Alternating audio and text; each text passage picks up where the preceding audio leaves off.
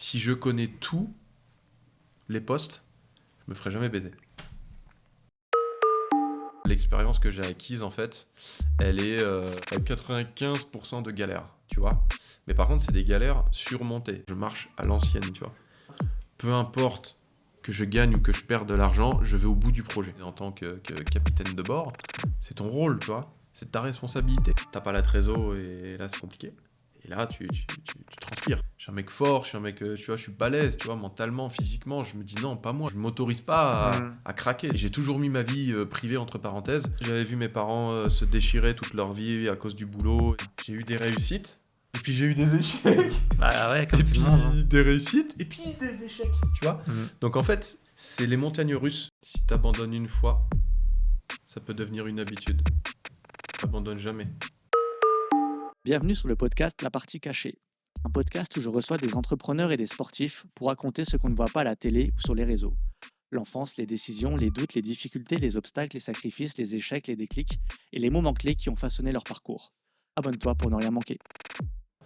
Salut Benjamin et merci d'avoir accepté l'invitation pour participer à ce podcast. Est-ce que tu peux commencer par te présenter, s'il te plaît ? Très bien, moi je suis Benjamin Rivière, 35 ans, entrepreneur, vivant sur la région de Montpellier.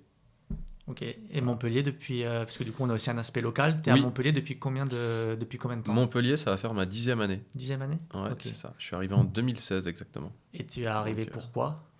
Je suis arrivé parce que 2 ans plus tôt, j'étais en Lozère, alors que je devais y passer seulement que quelques mois, et je suis resté 1 an et demi, quoi. Ok. Donc ça s'est fait naturellement, et je cherchais plutôt une région pour me poser.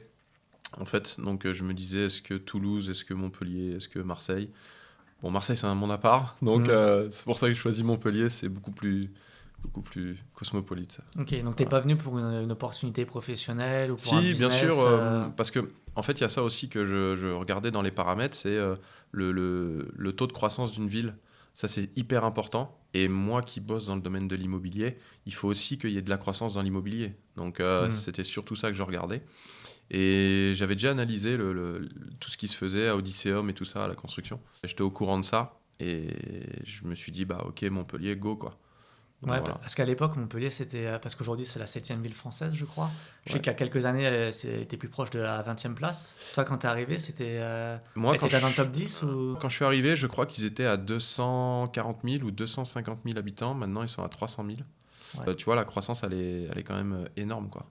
Et de toute Donc, façon, je crois que c'est la seule ville du top 10 qui est en croissance, il me semble, en France. bah, parce que déjà d'une, ça a été la première ville de France à faire le mariage homosexuel. Donc déjà là, ça a amené beaucoup plus de personnes et d'horizons différentes, tu vois.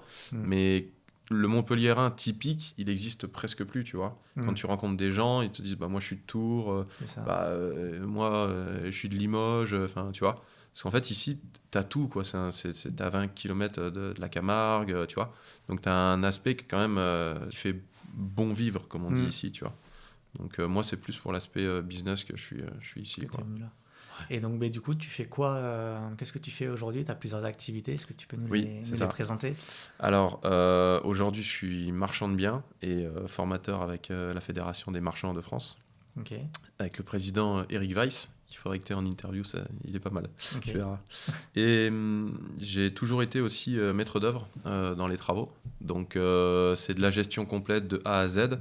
Et pourquoi de A à Z ? C'est parce que, en fait, avant, on faisait les travaux comme une société classique. Et je me suis rendu compte qu'en fait, on perdait du temps dans les démarches administratives parce que le client, il y comprend rien. De 2, ça le saoule. Et de 3, il a jamais le temps.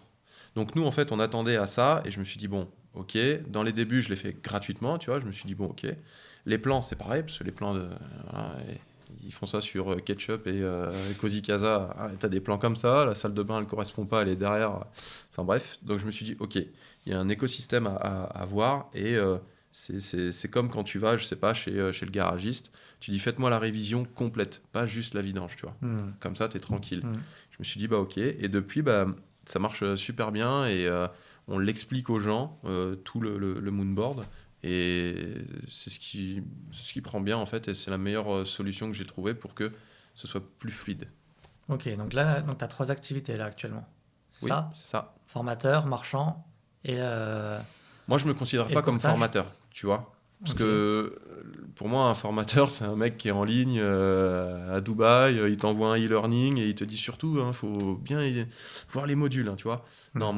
moi, ce que j'ai dit à la Fédé, tu vois, je dis ok, mais je serai pas théorique. Je serai théorique avec la pratique sur le terrain. Donc c'est plus coach, peut-être? Moi, je dirais plus coach. Eux, ils disent formateur parce que tu es obligé, plus ou moins, parce que la personne, tu l'accompagnes physiquement Hmm. pendant 1 an, tu vois.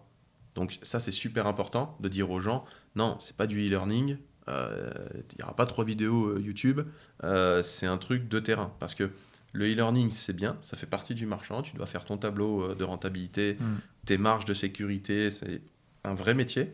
Par contre, tu as l'aspect terrain, tu vois, où est-ce que, ah ben non, la servitude, on peut pas, parce que là, ici, tu as déjà 3 voitures qui passent, tu vois, donc c'est sûrement tenu par d'autres personnes. Tu vois, tu as plein de choses à voir sur le terrain que tu peux pas voir en e-learning.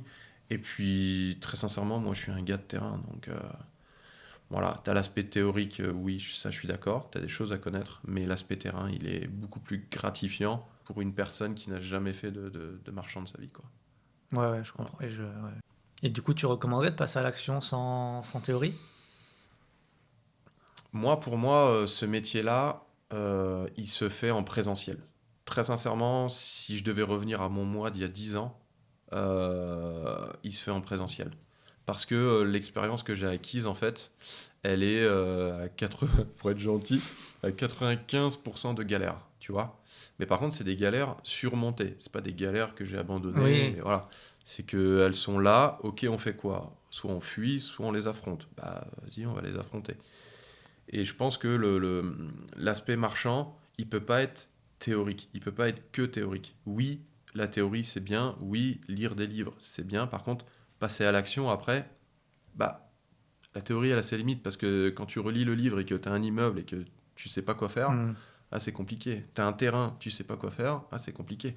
Ah, bah, on va demander à la mairie. Bah, ouais, mais la mairie, ils sont pas plus au courant que toi, tu vois. Hmm. Et bien même, tu vois, des fois, ils sont pas. Alors, je vais être gentil, mais ils sont pas formés pour ça. Bah ouais. Donc, je te sors une anecdote d'il y a 2, 3 semaines. À la mairie de Béziers, je dépose des pièces complémentaires.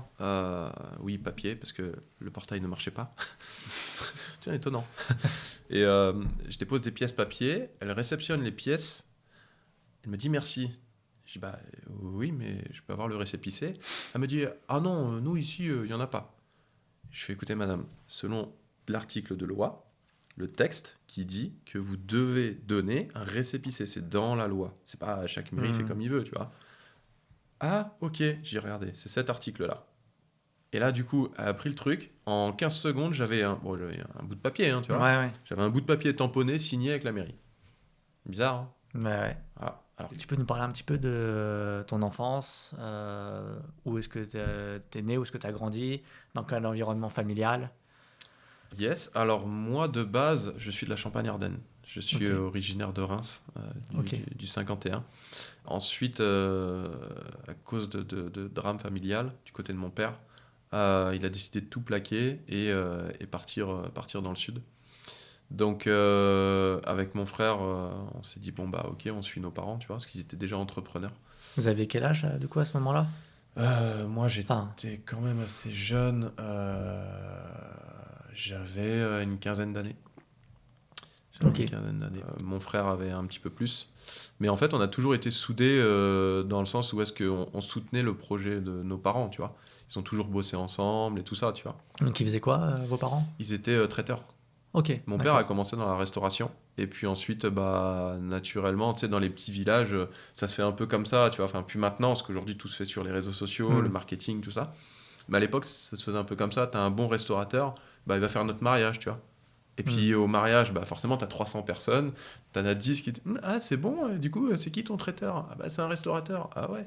Et en fait, ça s'est fait comme ça, quoi. D'accord. Et c'était une période quand même assez compliquée parce que tu comprends pas trop euh, parents, entrepreneurs, tu vois. Ça parle boulot, business tout le temps. Donc, Hmm, t'as pas quand t'es enfant, t'as pas cette cassure, tu vois. ouais, Donc, tu comprends très vite que, en fait, leur boulot, c'est tout. C'est leur problème, c'est leur couple, c'est tout. Donc, de toute façon, t'as pas le choix. Si tu comprends pas, t'es largué. Donc, Ouais. oui. Et donc, du coup, tu as su à ce moment-là que tu voulais faire entrepreneur, ou justement tu t'étais dit, vu l'exemple de mes parents, je veux pas faire entrepreneur. Eh ben, c'est un peu ça. Ça a été mon frein toute ma vie. De base, moi, je suis tombé dans le bâtiment parce que je devais faire un stage d'école, tu sais. Ouais. Et quand je suis revenu avec le papier et tout, allez, c'était au collège, ouais. Et j'ai dit, voilà, je vais faire le stage encore chez mon père, tu vois. Sans dire, ah non, non, ça suffit, tu vois, je trouve quelqu'un, tu vois. Donc mon père, il a passé un coup de fil et il m'a dit, bah, tu vas chez lui, tu vois, de ma part, c'est mon pote, voilà. Bon, j'ai juste à traverser la rue. Et le gars, en fait, il était plombier, chauffagiste, rénovation, tout corps d'état. Enfin, Ok. en gros, tu vois, il faisait toutes sortes de rénovations, tu vois, toute la plomberie d'une maison et tout. Et je m'en rendais pas compte, ça m'attirait pas plus que ça. Et en fait, il y a eu deux faits marquants qui ont fait que je me suis dit, ok, je pense que c'est ça qu'il me faut comme métier, tu vois. Du coup, lesquels? Ben, en fait, un jour, les chiottes du magasin à mon père se sont bouchées. Et donc, bah, du coup, il a appelé son pote, il lui a envoyé un ouvrier. Et je me rappelle très bien, la facture était à 836 euros. Je te parle ça dans les Pour, années 2000. pour déboucher des Ouais, toilettes. Ok. ouais, pour déboucher les toilettes. Le gars a mis 2 jours. Il a mis 2 jours, ils ont dû faire passer une pompe et tout. Enfin, ma mère avait jeté des pailles de fer, tu vois.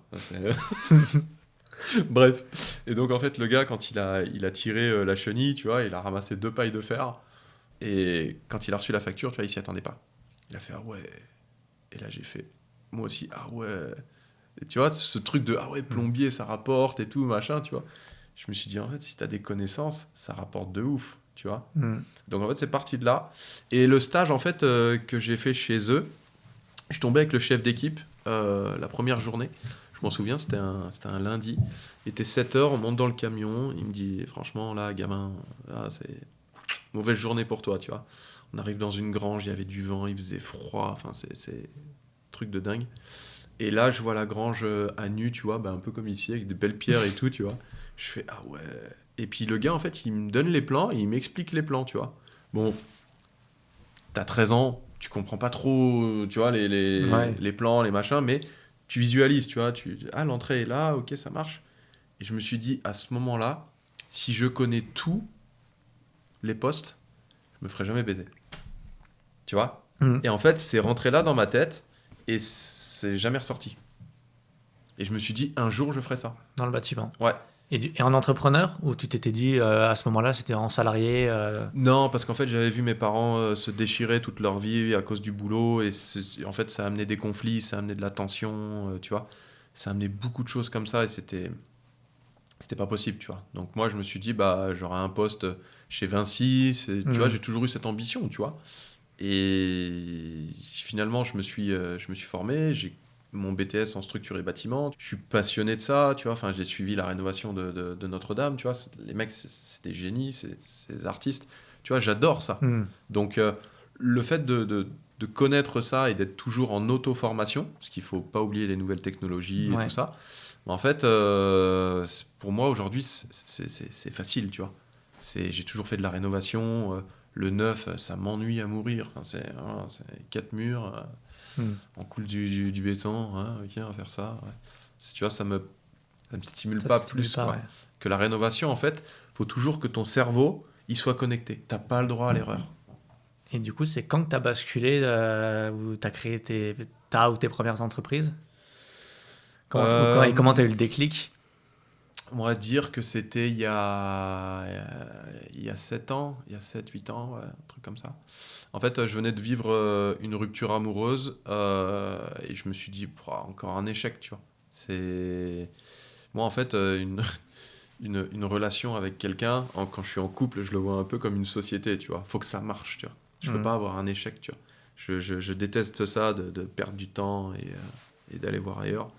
Donc, je me suis dit, bah écoute, on va se recentrer sur soi-même et puis voir ce qu'on veut, et puis voilà. Et je me suis dit, bah, ce serait le moment de faire ce qu'on a envie de faire, tu vois. Peu importe si tu gagnes ou tu perds de l'argent, mais au moins tu l'auras fait, tu vois. Hmm. Donc, je me suis dit, bah ouais, ok, tu vois. Et puis, c'est parti de là. J'ai créé ma première société. Après, j'avais aussi beaucoup de relations. Donc, j'avais préparé, en fait, si tu veux, ma sortie. Ok. Et ça a été, je dirais pas plus ou moins facile, mais c'est les gens qui m'ont poussé, tu vois. Ils m'ont dit, Ok. mais vas-y, toi, t'es un gars, t'es fait pour ça, tu vois. Ah, c'est C'est... bien parce que souvent on entend un peu le discours opposé quand on veut se lancer dans l'entrepreneuriat, on se fait plutôt retenir par son entourage et Alors, ou ses relations. retenir par l'entourage, non, parce que je leur ai rien dit, Ok, tu vois, parce que je savais déjà la réponse, tu vois. Enfin, c'est... Mon père, aujourd'hui, qui est malade, je sais même pas si il se rappelle de ce que je fais, tu vois. ok. C'est comme ça. Mais je savais très bien, tu vois, pour eux, la famille, tu vois, ah non, t'as un CDI, t'es un ouf, toi, tu Hmm, vois, genre, ah non, tu quittes pas ça, tu c'est vois. ça. Ils vivent le CDI comme un poste de fonctionnaire, tu vois. Hmm. Donc pour moi, c'est un cercueil assuré, tu vois. Enfin, je peux pas vivre comme ça.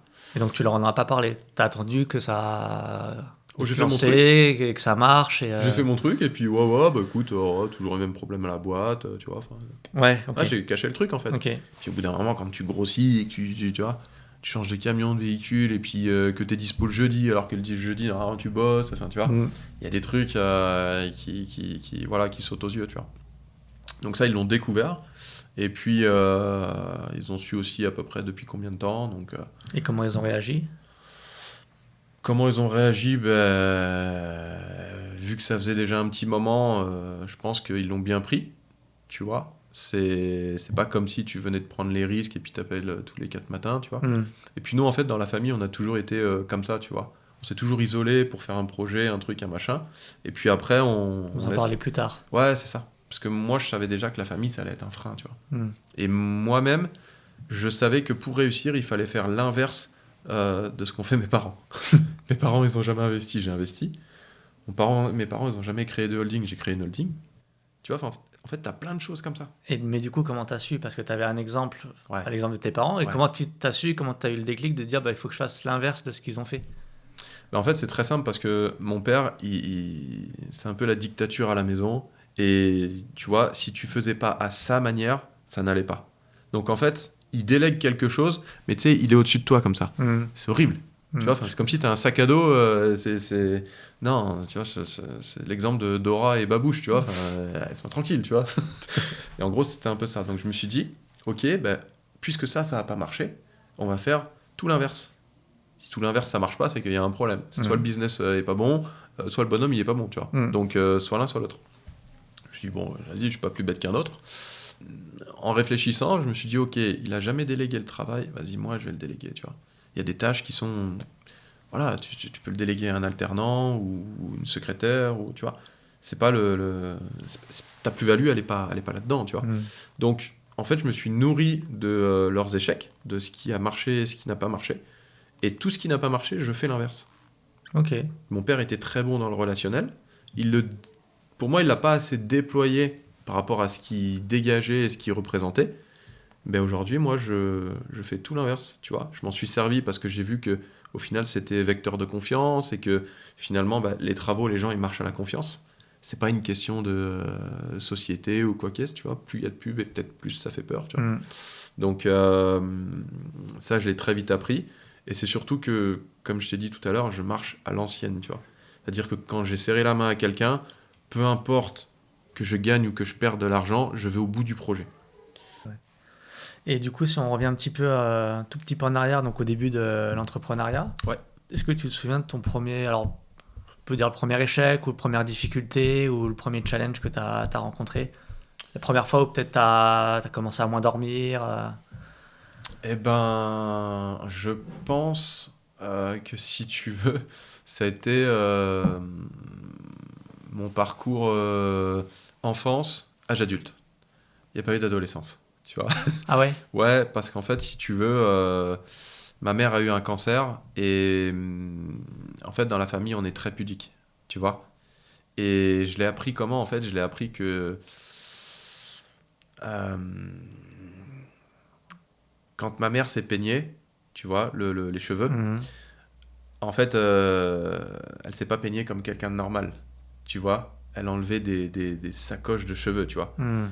Et en fait, j'étais sur le balcon, et le balcon était très grand, tu vois. On était dans un appartement. Et je tourne la tête comme ça, et tu sais, quand tu vois une scène comme ça, tu sais, tu fais ça, et tu sais, tu restes stoïque. Ouais. T'as des trucs comme ça, c'est humain, tu vois, tu restes stoïque. comme ça. Et je me suis dit, mais c'est pas ma mère, ça, c'est pas possible, tu vois. Et c'est comme ça que j'ai appris qu'elle avait un cancer, Ok. tu vois. Donc elle le savait, mais elle t'en avait pas parlé. Ouais, non. Ou elle le savait pas. Si, elle le Non, savait. non, mais si, elle le savait, mec. Elle le savait, et donc du coup, bah, elle nous l'a pas dit, tu vois. Mais sauf qu'il y a un moment donné où ça coinçait, elle a dû nous le dire, et elle l'a pas dit de manière traditionnelle, tu vois. C'est normalement, je sais pas, normalement ou quoi, mais t'as des méthodes, quoi, tu vois. Tu prends ton gamin, et puis tu lui expliques, tu vois. Bon, après, si t'as 10 gamins, c'est chaud, mais tu fais une réunion, mais, mais en gros, voilà. Et ça, c'est vraiment le fait marquant qui a. T'avais quel âge à ce moment-là? J'étais jeune, hein, j'avais 15-16 ans, quelque Ok. chose comme ça, tu vois. Donc ça a été compliqué, quoi, tu vois, même 16-17 ans, je crois. Donc à ce moment-là, bah, mon père, il se retrouve un peu seul. Et puis toi, tu fais tes études de bâtiment, tu vois, tu te dis, bah, c'est bon, je vais finir maître d'œuvre, archi, tu vois, t'as plein de trucs dans la tête, tu vois. Et ça s'est pas trop passé comme prévu, tu vois. Donc ça a été un fait marquant, quoi, tu vois. Tu te poses des questions la nuit et tout ça, quoi. Parce qu'après, du coup, comment ça. Parce que bon, ça m'est jamais arrivé. Comment toi, tu le vivais? C'était quoi les répercussions derrière? Plus de difficultés à l'école, dans les relations Euh, sociales. Bah, moi, j'ai toujours été plus jeune, j'ai toujours été introverti. Tu vois, c'est ce que je te dis, c'est que je me sers de mon passé pour faire l'inverse. Tu vois. Donc, j'ai toujours été quelqu'un qui reste dans son coin tout seul. Enfin, tu vois, pour moi, j'ai pas besoin des autres pour avancer. Tu vois, alors qu'aujourd'hui, c'est l'inverse. Tu vois, c'est les gens qui sont au-dessus de moi me nourrissent et on avance, quoi. Tu vois. À ce moment-là, je l'ai vécu de manière à ce que qu'est-ce qui va se passer, euh, qu'est-ce que mon père va faire avec son commerce, tu vois. T'as plein d'interrogations, quoi, tu vois. Parce que ben, chaque jour qui passe, c'est un problème et des questions, tu vois. C'est ton père, il est là et tu vois, il est pas là, il est là physiquement, mais réellement, mentalement, il est pas Ouais, là, il tu vois. était pas. Ouais. T'es déconnecté, tu vois. La seule vraie discussion que j'ai eue, c'est avec mon frère. Il m'a dit, écoute, ce serait bien que tu mettes tes études entre parenthèses et que t'aides un peu plus le père, tu vois. C'est ce que j'allais te demander, justement. Ouais. Et là, je me suis dit, oh non, ah non, pas ça, tu vois. Tiens, je me suis dit, bon, ok, et c'est pour que mon frère le demande, tu vois, je me suis dit, bon. Et du coup, tu l'as fait? Ben, j'ai pas eu le choix. J'ai pas eu le choix, en fait. C'était soit ça, soit mon père, il ferme mes rideaux, tu vois. Donc là, c'est compliqué, mec. Tu travailles avec ton daron, sa femme est à l'hôpital, tu vois, lui, il arrive, il est fatigué, il est stressé, il est anxieux, tu vois. Chaque petit grain de sel, tu vois, ça fait vite partir en vrille quelque chose, tu vois. Donc, bah, tu prends sur toi. Et puis après, bah, quand les choses se sont stabilisées, ça a été un peu mieux. Et c'est là que je suis parti à l'armée, ouais. Ok. Et il s'est passé combien de temps, du coup, pour cet épisode-là? De 16 à 18 ans. Ok. Il s'est passé 2 ans. Et avant ça, j'ai aidé mes parents quand même, hein, tu vois. Donc j'allais à l'école, tu vois, j'allais au collège, je revenais, enfin le matin je les aidais, le soir je les aidais. Je sais pas, Donc avant ça, oui, tu fils de les aidais. commerçant, quoi, tu Ouais, vois. ouais. On va dire en temps partiel. Et de 16 à 18 ans, Ouais, t'étais à c'est ça, temps, ouais, t'étais à temps plein. Ah bah là, temps plein. Plus qu'à temps plein.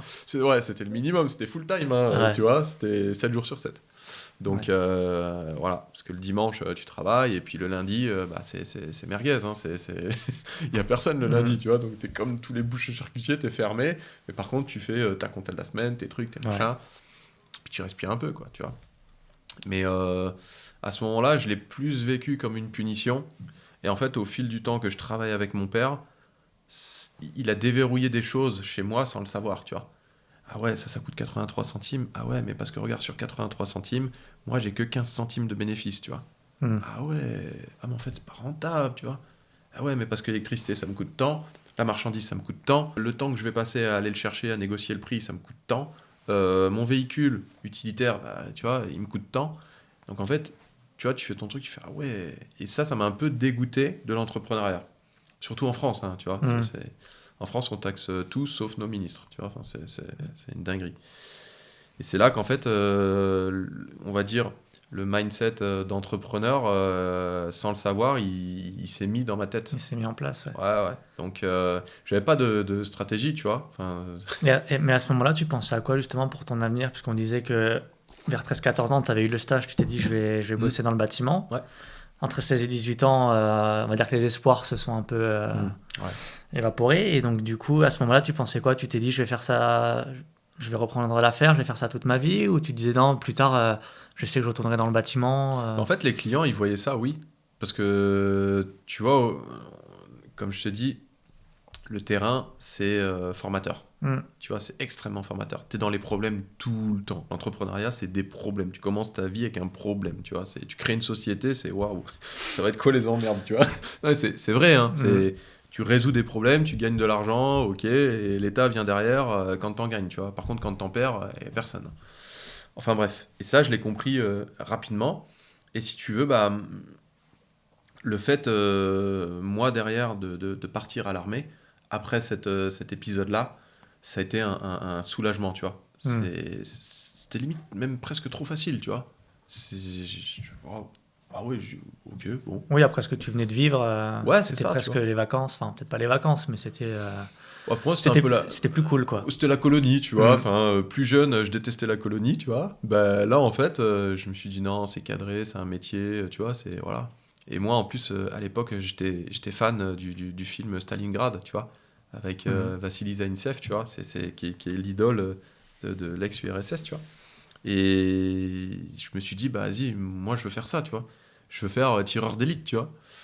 Ouais, enfin, tireur d'élite, c'est bang bang, tu vois. Enfin, non, c'est pas comme ça, hein, tu vois.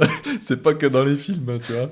Enfin, bref, et en fait, j'ai très vite vu la théorie. Le gars, il m'a dit, ben en fait, tireur d'élite, tu restes dans une couverture thermique, tu manges pas, tu chies pas, tu fais pas pipi parce que sinon, c'est compliqué.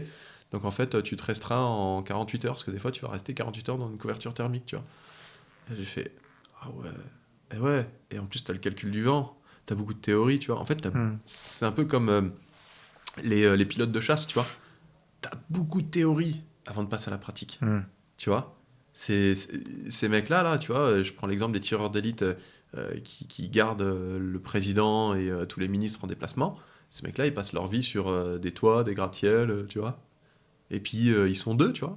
En plus, c'est beaucoup de théorie, mais pour au final peu de pratique. Même, tu passes quasiment jamais à l'action, quoi. Je ne veux pas dégoûter des jeunes qui jouent à Counter-Strike et qui font bang bang, tu vois, mais quasiment pas, tu vois. Donc après, je me suis dit, bon, ok, bah, ils ont raison, tu vois. Du coup, je suis très vite redescendu de mon nuage et là, ça a été mieux chez les chasseurs alpins, tu vois. J'étais à Grenoble. Ok. Donc juste en face de la prison, tu vois. C'est ouais, toujours cette caserne mythique, 93e régiment d'artillerie de montagne, tu vois. Et moi, pour moi, l'artillerie, c'était des mecs qui mettent des mortiers sur une remorque et basta, tu vois. Ouais. Mais non, c'est pas ça. C'est pas ça. C'est quoi, du coup ? C'est beaucoup de marche théorique, beaucoup d'endurance.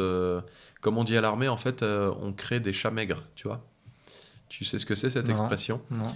Eh bien, un Navy SEAL, aux États-Unis, c'est un mec bodybuildé qui est comme ça.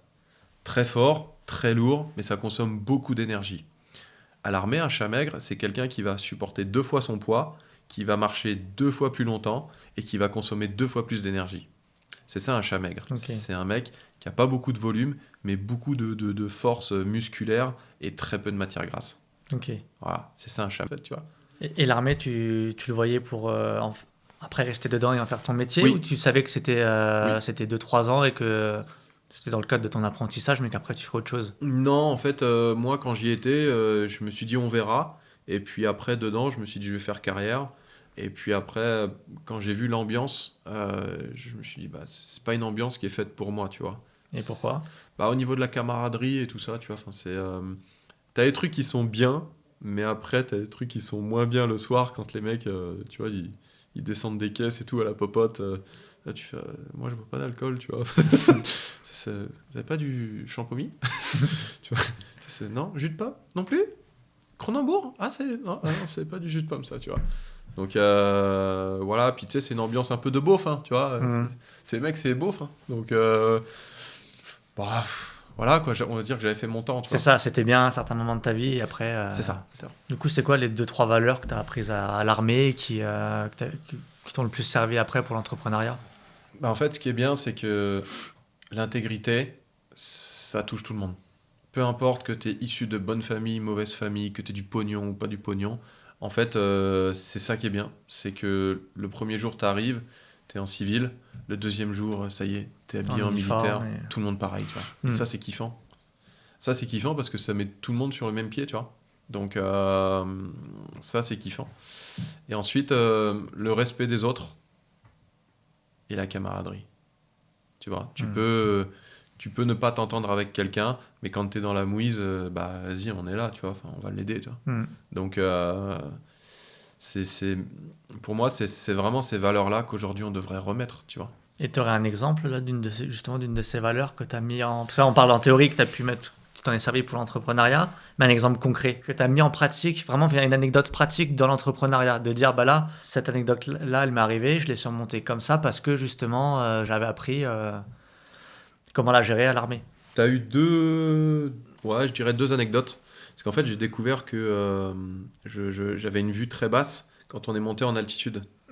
Quand on est monté en altitude, on a fait le BAM, le brevet d'aptitude montagne. Et quand tu montes en altitude, en fait, tu vois flou. Tu vois. Et plus tu manques un peu d'oxygène, et plus tu vois flou, tu vois. Moi, je me disais, mais il y a du brouillard ou quoi, tu vois, et toutes les 5 minutes. Et en fait, quand tu forces sur ta rétine, t'as le cerveau qui force aussi, tu vois. Parce qu'il comprend pas pourquoi tu forces, tu vois. Et ça fatigue. Et à ce moment-là, tu commences à avoir des troubles et tout, tu vois. Et là, je me suis dit, oh, c'est quoi le délire? J'ai jamais eu de... Tu vois, je suis un mec fort, je suis un mec, tu vois, je suis balèze, tu vois, mentalement, physiquement. Je me dis, non, pas moi, tu vois. Tu sais, je m'autorise pas à craquer, tu vois. Je me dis, non, le regard des autres et tout, tu vois, en chef de groupe et tout, tu vois, imagine le truc.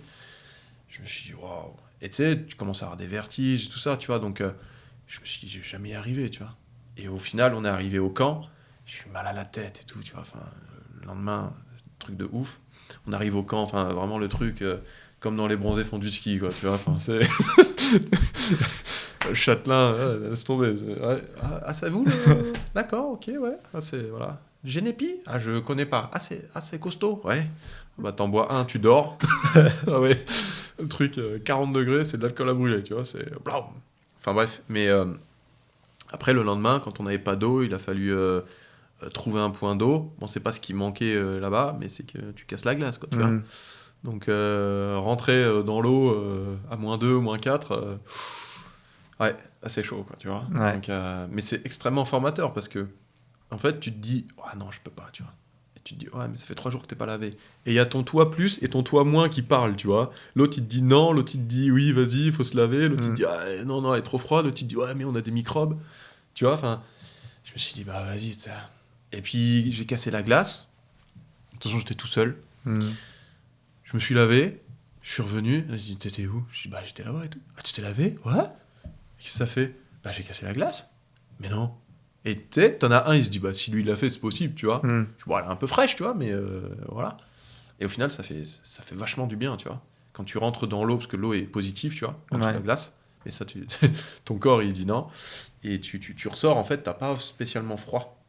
Donc ça, tu vois, pour moi, c'était une épreuve. C'était la première fois que je faisais ça. Donc ça, c'était un truc, tu vois, un fait marquant, tu vois. Je me dis, comment je vais ressortir de là, ou, tu vois. Bah, tu ressors bleu, mais mais sinon, ouais, c'était un fait marquant, c'est que tu as plein d'étapes que tu peux passer, quoi, tu vois. Donc, avec un peu de courage, un peu d'entraînement, un peu d'état d'esprit positif, tu arrives aux choses, quoi, tu vois. Mais du coup, ça fait une bonne transition, donc on va voir un petit peu ce que tu as dû surmonter dans l'entrepreneuriat. Du coup, tu as pensé à ce que tu avais fait à l'armée, donc tu as 2-3 anecdotes à nous partager sur... Voilà, un échec, un challenge, un défi, que ce soit avec... bon, tout à l'heure, on a évoqué un cas client, mais je sais pas, renvoyer une personne, tu vois, la première, ou gérer des employés, je sais pas, ou à un moment où tu t'es dit, j'arrête tout. Toi, ok, dans le civil, du coup. Dans l'entrepreneuriat, ouais. Oui, tu as des cas où est-ce que j'ai eu des cas de trésorerie, comme tout entrepreneur, tu vois. T'as pas la trésor et là, c'est compliqué. t'arrives au 29 du mois et tu sais que tu vois, il n'y aura pas de 31, ni 32, ni 35 jours, tu vois. Mhm. Donc le salarié, lui, tu comprends qu'il faut qu'il ait son salaire. Et là, tu transpires, quoi, tu vois.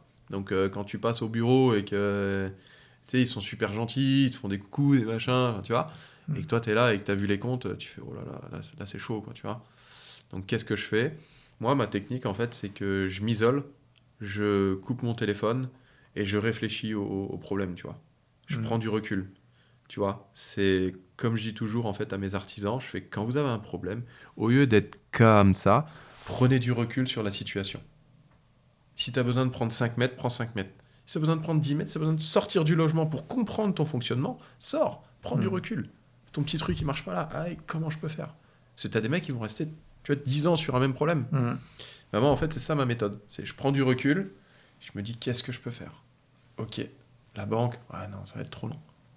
Les clients, ah, ouais, on va essayer de gratter là-dedans. Tac, et puis tu vois les devis qui sont en cours, les machins. Et là, tu prends ton téléphone, ouais, bonjour, ouais. C'est trop cher, je peux vous faire une ristourne. Tac. Et là, tu sais que voilà, Mhm. c'est ta ristourne que tu fais. Et que, voilà. Donc tu fais rentrer des devis, et puis tac, un acompte, et puis tu vois. Et tu jongles comme ça, tu vois. Mais ta priorité, c'est de payer ces gens-là, et tu vois, c'est des trucs qui font transpirer, hein, Ah bah, j'imagine. Ouais. parce que le pauvre salarié, lui, le 5 il a tout à payer, tu vois. Mhm. Donc, toi, en tant que chef d'entreprise et en tant que capitaine de bord, c'est ton rôle, tu vois. C'est ta responsabilité. Et dès la première fois où ça t'est arrivé, tu as eu ce recul-là, enfin, ce détachement pour pouvoir prendre le recul. Ah oui. C'est bon, des fois, quand c'est la première fois que ça nous arrive, on panique, non, t'as réussi. Enfin, tu t'en remets peut-être pas très bien, mais du coup, t'as quand même eu ce. Parce qu'en fait, si tu veux, j'avais l'expérience de mon père, Ok. tu vois. Donc, l'expérience de mes parents. Et là, en fait, ça me fait un flashback. Et je me dis, comment il a fait ci? Comment il a fait Mhm. ça? Ok. Ok. Qu'est-ce qu'on peut faire? Sur quoi on peut se centrer, tu vois. Et j'ai un peu ce truc, tu vois, d'autiste où est-ce que je vais écrire sur ma baie vitrée et ok, il y a ça et ça comme solution, il y a ça et ça comme problème. Ok, comment on peut rejoindre les deux? Tac, tu fais ton tunnel, appelez-lui, non, c'est mort. La banque, on n'a pas assez de chiffre d'affaires, non, c'est mort, tu vois. Et en fait, tu viens à la conclusion que seul le client peut t'aider. Et seuls les potentiels clients peuvent t'aider. Mhm. Donc, en fait, il faut que tu suscites l'intérêt rapidement qui t'envoie un acompte, Et ça, t'as réussi à chaque fois que t'étais dans cette situation. à chaque fois. Ok. Parce que t'as pas le choix. Mhm. T'as pas le choix, mec, tu vois. Donc, à chaque fois. Et moi, le truc, c'est pas de lever de l'argent quelque part. Tu Mhm. vois, c'est pas ça le problème. C'est que j'ai déverrouillé un problème, mais j'en ai créé un autre. C'est-à-dire. Eh ben, t'as signé un devis que potentiellement il devait pas rentrer. Par Mhm. contre, t'as fait une ristourne de 5-6% parce que t'avais besoin de la compte rapidement. T'as dit au client que t'avais un chantier finalement qui était abandonné alors que c'est pas vrai. Par contre, tu dois respecter un délai et tu dois respecter le client. Mhm. Parce que lui, il t'a respecté. Il a envoyé la compte, tu vois, de suite. Et ça, c'est pour moi, c'est vraiment une marque de respect. Il m'a fait confiance de Mhm. suite. Il savait pas que j'avais besoin de trésorerie. Il savait pas que j'avais besoin de liquidité. Ok. Et j'ai toujours mis ma vie privée entre parenthèses pour respecter ça, tu vois. C'est comme je te disais tout à l'heure. J'ai serré la main. Il m'a aidé. Tac, tu vois. Bon, maintenant ça va. J'ai mes affaires qui tournent un peu mieux, tu vois. Donc, enfin un peu beaucoup. Mais en fait, tout ça, je m'en suis servi. J'ai structuré le truc. J'ai revu tous les échecs et ce qui marchait, ce qui marchait pas. Il y a encore des choses à améliorer, hein. Tu vois, je suis Mhm. dans l'amélioration constante. Mais c'est des choses qui sont difficiles à gérer, quoi. La crise de 2023, tu vois, j'ai dû de revoir tout mon écosystème. Et là, t'es seul dans ton bureau à 22h, t'as deux, trois potes qui t'appellent, t'as même pas t'as envie de répondre à personne. Mhm. Parce que le lendemain, tu dois virer tes 4 salariés et puis la secrétaire qui est là avec toi. Et ça, du coup, tu les as renvoyés personnellement. T'as pas le choix, t'as pas de RH, t'as pas, tu Mhm. vois, tu vas pas te défiler, quoi. Donc, puis le pire, c'est que, tu vois, elle, la secrétaire, elle le voit bien. Et les chantiers, Oui. tu vois, le téléphone, il sonne moins, et tu vois. Donc, t'essayes de lui faire comprendre, mais le salarié, il comprend pas, lui, tu vois. Mhm. Donc, là, ça a été... En fait, je pense que là, ça a été douloureux parce que moi, je me mets toujours à la place de l'humain derrière. Je me dis, tu vois, il a un loyer à payer, il Mhm. a des assurances, des factures à payer, tu vois, donc il vit avec son salaire. toi, tu vis dans ton aventure d'entrepreneur, tu vois. Mais lui, il vit avec son salaire. Toi, Donc, tu te payes, tu t'es toujours payé en dernier? ouais, toujours. Ouais. Bah oui. Oui, oui, non, mais c'est Tu pas le cas de tout le monde, mais oui, oui, ça me paraît logique, mais c'est Bah, parce pas... que en fait, comme tous les entrepreneurs, si tu veux, j'ai pas besoin d'un gros salaire parce que moi, ce que je veux, c'est faire fonctionner mes boîtes et ma satisfaction personnelle, c'est ma réussite professionnelle. Je peux pas échouer, tu vois. Hmm, C'est le bateau, tu vois, si la coque elle est percée, je vais mettre une rustine, tu vois. hmm. Bah, si la rustine, bah, on va mettre une plus grosse de rustine, tu vois. Mais, mais non, je peux pas. Là où j'en suis arrivé, je peux pas échouer, tu vois. Tu peux avoir un échec, mais tu peux pas échouer, tu vois. Tu peux pas Oui, faire tu un peux pas. naufrage. Le résultat final ne peut pas être l'échec. Tu Ouais. peux avoir des échecs sur le Ah chemin, non. mais Ah ouais. oui, oui, Ah ouais, non, c'est non. des obstacles, quoi. C'est pas... Mais par contre, tu vois, tu te sers de tes propres échecs pour dire comment j'en suis arrivé là, qu'est-ce qui n'était pas bon, qu'est-ce qu'il faut résoudre et comment on fait, quoi. Comment on redémarre. Donc là, tu fais OK, t'as pris des chantiers trop bas, t'es au ras des Hmm. pâquerettes, tu travailles pour travailler. Ça, c'est pas bon. T'as pris des clients qu'il fallait pas. Mais c'est 2023. Tu vois, 2023, bah, et Hmm. tout le monde était sur les dents. Et moi, il y a un fait marquant, c'est que quand les maçons m'appellent et ils me disent, t'as pas du boulot pour moi, Ça là, sent pas bon. non, ça sent pas bon. Un, ok, c'est peut-être une erreur. Le mec, Hmm. il a des mains, c'est des briques de lait, tu vois. Tu te dis, bon, lui, voilà. Deux, là, tu te dis, il y a un doute. Trois, tu te dis, il n'y a plus de doute. Des mecs qui ont pignon sur rue et qui te disent qu'en ce moment, ils sont un peu à l'arrêt, et tu vois, et que t'as pas de leurs nouvelles pendant 6 mois, alors que toi, t'attends 2 mois pour avoir un devis. Tu te dis, là, il y a un truc, tu vois. Tu te dis, Hmm. ok, c'est pas que moi. Donc là, j'ai revu le système. Je me suis dit, ok, bah, on va tout restructurer, plus de salariés, on va essayer d'automatiser les tâches, on va prendre des logiciels qui coûtent un peu plus cher, mais où est-ce que tout sera automatisé, gestion de suivi, tout ça. Enfin, tu vois, tu te remets énormément en question.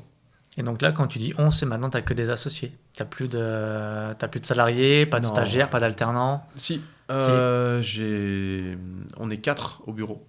Ok, On est quatre. Donc, enfin, on est quatre, on est six. J'ai deux chargés d'affaires indépendants ok, qui nous ramènent des affaires, puis qui s'occupent aussi des clients, tu vois, c'est important. Et deux alternants. ok. Donc quand tu dis chargé d'affaires indépendant, c'est qu'ils ont leur structure, ils sont freelance ou ils sont... Ouais, c'est C'est ça, ça? ouais. C'est Mais des, exclusivement pour toi. Parce que tu dis, ils viennent au bureau. exclusivement pour moi, je sais pas, mais en tout Hmm. cas, la relation est bonne, quoi, Ok. tu vois. Donc, tu peux pas l'imposer, Oui, oui, tu oui, je vois. sais. Ouais. C'est comme une Hmm. secrétaire freelance et tu lui dis, Ouais. faut que tu sois là de telle heure à telle heure. Bah non, sinon je suis salarié, en fait. Hmm. Tu vois, donc la secrétaire freelance, elle va te dire c'est soit le matin, soit l'après-midi, tu choisis. Ok, pile ou face. Tu vois, c'est un peu ça. Ouais. Donc du coup, deux chargés d'affaires et ensuite, tu as dit deux alternants. Ouais, deux alternants. Dans quel domaine? Eh bien, Communication? il y a une alternante en administratif. Ok. Donc, moi, j'ai horreur de l'informatique et horreur de l'administratif, mais vraiment, j'ai une horreur de ça. C'est presque une phobie, quoi, tu vois. Ouais. On en parlait ce matin, je crois que c'est un trait commun à beaucoup de personnes. Ouais. Et pourtant, tu vois, je suis confronté à ça, tu vois, en tant que marchand, je suis Mhm. confronté à ça et l'aspect psychologique rentre beaucoup là-dedans parce que si tu craques, bah, t'abandonnes. Et si tu t'énerves, bah, c'est les administrations, t'as perdu, quoi, tu vois. Mhm. Donc, c'est un peu compliqué. Là, je te propose de conclure. Ouais, J'ai des petites questions plus sur yes, l'introspection. yes. Donc là, par rapport à tout ce qu'on s'est dit, si tu avais un message à faire passer aux auditeurs et aux personnes qui vont nous regarder par rapport à ton parcours, et un message enfin, d'espoir, une leçon pour des personnes qui ont des projets, qui veulent se lancer dans l'entrepreneuriat, qu'est-ce que tu dirais? Et qu'il soit un message qui soit révélateur aussi de ton parcours. La phrase qui m'a interpellé il y a longtemps, Mhm. c'est la phrase de Michael Jordan. Si t'abandonnes une fois, ça peut devenir une habitude. Abandonne jamais. C'est vraiment, tu vois, moi, ce qui me tient en jeu sur ça. C'est des fois quand ça va pas, parce que je suis humain, tu vois. C'est les gens, ils pensent que j'ai les épaules comme ça, tu vois. Mais des fois, quand ça va pas, je m'isole, comme d'hab. Je repense à tout ce que j'ai fait avant et après, je suis reparti, tu vois. Mais franchement, si les gens se lancent dans l'entrepreneuriat, si vous vous lancez dans l'entrepreneuriat, sachez-le, pourquoi vous commencez. Il faut savoir pourquoi vous commencez et quelle est la raison du pourquoi. C'est pour de la liberté, pour de l'argent, pour de l'orgueil, pour une revanche sur la vie, tu vois. Mais en fait, il faut savoir pourquoi tu as commencé. Moi, je me suis donné un but, c'est de protéger mes parents. Tu vois, ça a toujours été comme ça. Donc, c'est ce qui a fait ma force mentale, tu vois. Mais c'est pas tout beau, tout rose. C'est ce que les gens pensent que, tu vois, sur les réseaux sociaux, on te vend ça. Ouais, inscris-toi à mon webinaire, c'est gratuit, tout est gratuit. Ouais. Non, ça marche pas comme ça, tu vois. Il faut pas se dire que c'est de la liberté. C'est de la liberté, c'est du temps, oui, mais par contre, il y a des contraintes derrière. Ça, c'est hyper important de le savoir. Parce qu'un entrepreneur, c'est 95% de galère, tu vois. C'est ça. Et c'est aussi ce qu'on veut mettre en avant avec ce podcast. Et Justement, ouais, pour aller un peu contre ce qu'on peut voir sur les réseaux et non, c'est des montrer échecs. un petit peu la face cachée qui est en fait 95% du Tu vois, quotidien d'un... j'ai eu des réussites, et puis j'ai eu des échecs. Bah ouais, comme Et tout puis le monde. Hein. des réussites, et puis des échecs, tu vois. Mhm. Donc en fait, c'est les montagnes russes, tout le temps comme ça. Et la moindre petite chose de bonheur que j'ai, je me dis, faut en profiter parce que ça va pas durer longtemps. Ouais. Sur un coup de fil, tout peut s'écrouler, tu vois. Et c'est trop ça. Là, on est dans le mois de octobre, oui, déjà. Je traverse une période, tu vois, où est-ce que je le savais. Cette année, j'ai pris 8 jours de vacances. Et je dis 8 jours parce que des fois, tu dors le dimanche parce que t'es mort, mec. Mais je peux pas plus. Parce que faut que je respecte des plannings, je suis déjà en retard sur certaines choses, mais j'abandonne pas. Tu vois, c'est dur, oui, c'est dur. Oui, c'est contraignant, oui, c'est contraignant. Mais j'abandonne pas. Tu vois, Donc trouvez votre pourquoi et n'abandonnez pas. Il y a un truc, vraiment, si vous vous lancez, je le dis bien à la caméra, si vous vous lancez dans l'entrepreneuriat, écrivez sur une feuille votre why. Ça, c'est obligatoire. C'est pourquoi. Pourquoi je veux le faire. Si c'est juste pour une question de pognon, zappez. Zappez. T'as tellement de liberté. Premier obstacle, après, de toute façon, c'est pas assez fort pour... bien sûr. Pour continuer. Moi, ma propre raison, c'est ma réussite professionnelle. Tu vois, c'est vraiment ça. C'est ma réussite professionnelle et ce que vont devenir mes parents. Tu vois, je sais que financièrement, voilà, je vais pas expliquer là-dessus, mais ça a été mon pourquoi et mon moteur, tu vois. Ça l'est encore, ça sera peut-être toujours ça, mais c'est vraiment ce moteur-là qui m'a fait avancer, qui me fait avancer et qui me fera avancer. Tu vois. Continuer, ouais. Ouais, c'est ça.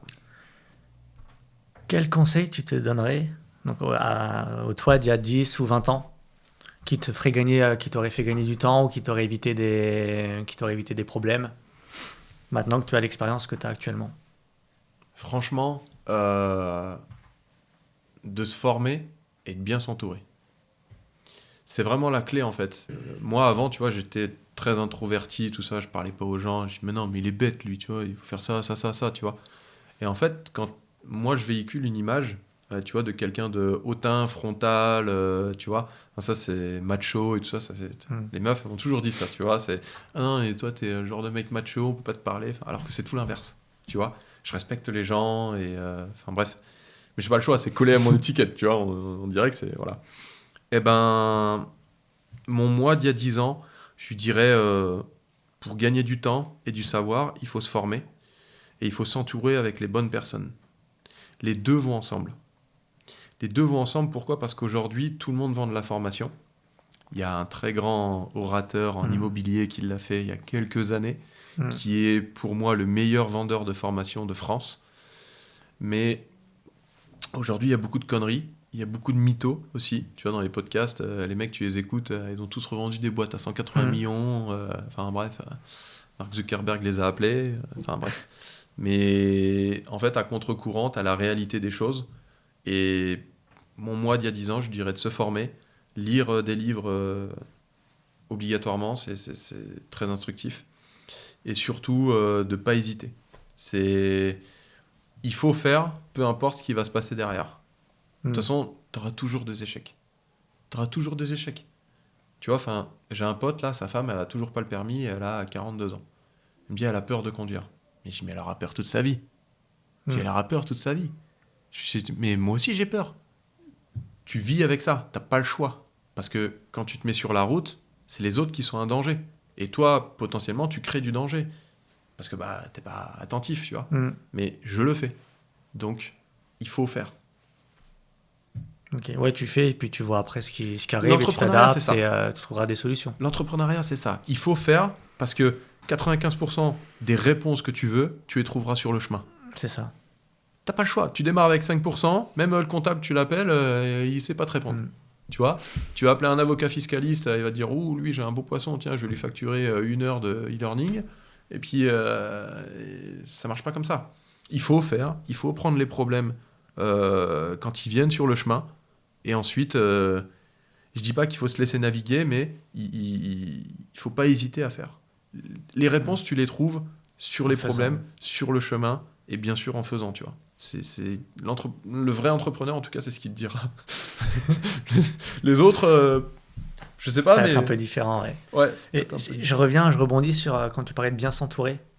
Parce que sur le papier, je pense qu'on est tous d'accord, mais comment tu fais pour bien t'entourer? Comment tu fais pour choisir tes partenaires, tes prestataires, tes salariés, tes associés? Eh ben, tu vois, moi, je marche au feeling. Énormément au feeling.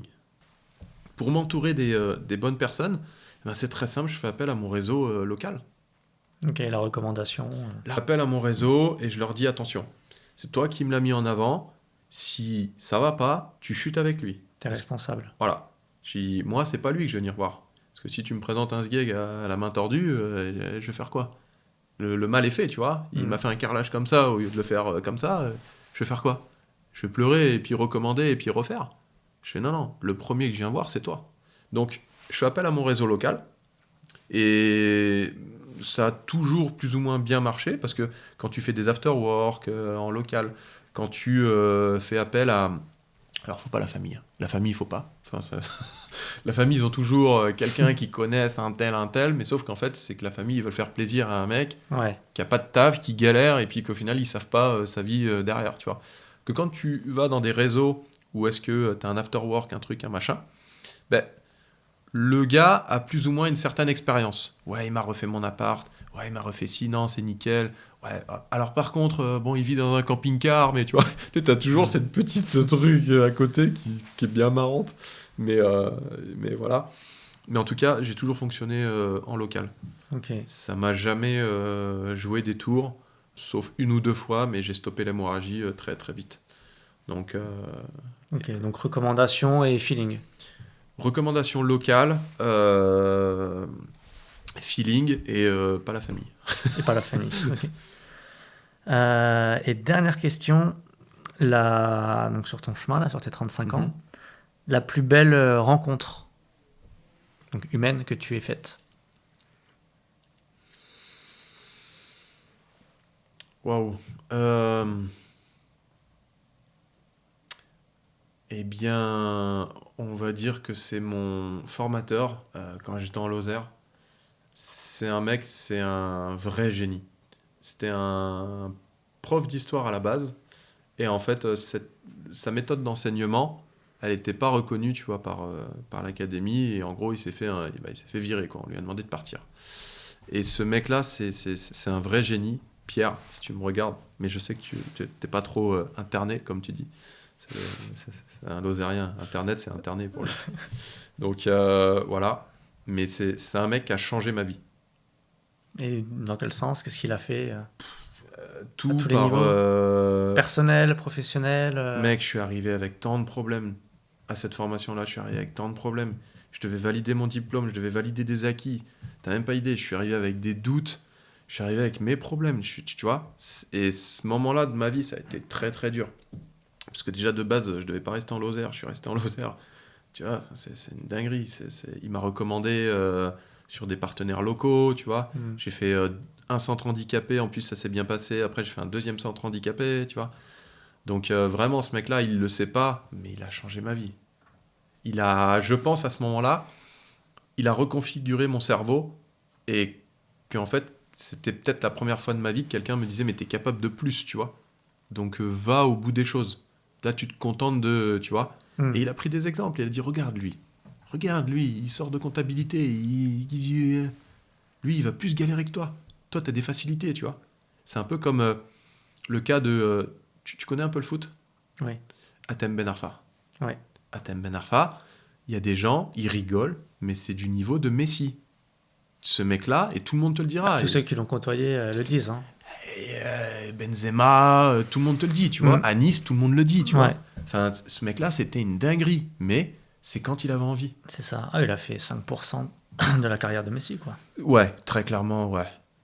C'est dommage, hein, parce qu'il a vraiment explosé à 30 ans, mais en fait, lui, Pierre, c'est un mec, il m'a vraiment aidé. Il a donné du temps.